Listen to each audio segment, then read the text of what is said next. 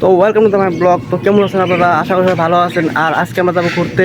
তো চলুন কোন জায়গায় ঘুরতে যাই আপনাদেরকেও দেখায়। চলুন।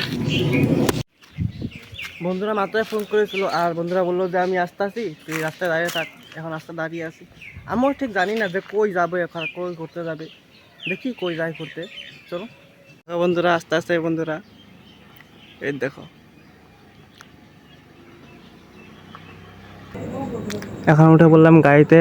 আর এখন আমরা যাচ্ছি করতে, নিশ্চয়ই তোমরা জানো, পাপড়ি খেতে যাচ্ছি পিকনিক স্পটে দেখতে। জায়গাটা কেমন আজ পর্যন্ত দেখিনি। এটা হলো চিল নদী ব্রিজ।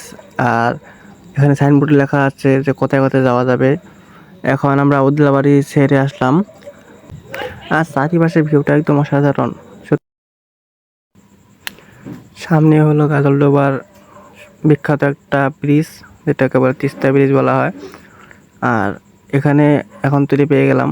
এখান থেকে সোজা যাবো আমরা আমাদের যে জায়গায় যাওয়ার কথা, ওই জায়গায় যাব।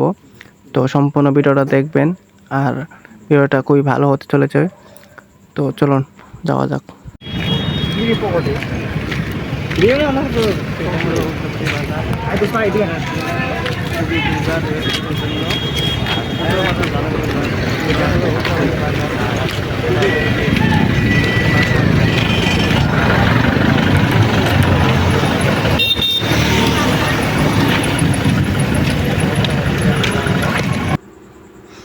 এইটা হলো গরুবাতানের ফরেস্ট।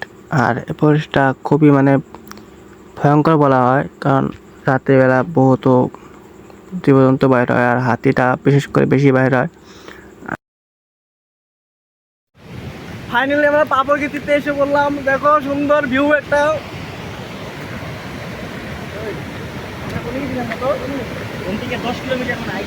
দেখতে পাচ্ছ সুন্দর একটা ভিউ। কত মেয়ে এনে পড়ছে ডিগবা দিকে পয়রা প্র্যাকটিস লাগায় জামা প্যান্ট তারপর এমনি ধরেও পাবে। দেখো ভাই সুন্দর একটা ভিউ।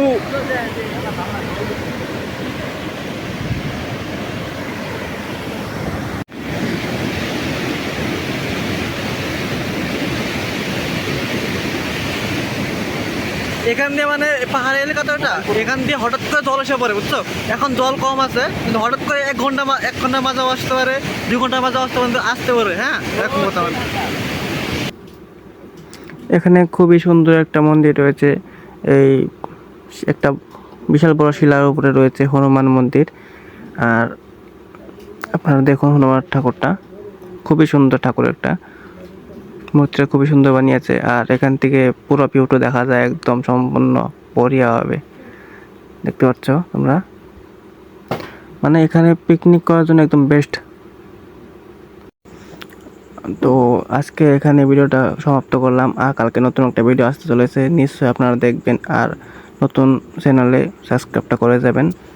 ধন্যবাদ, আজকের জন্য বাই।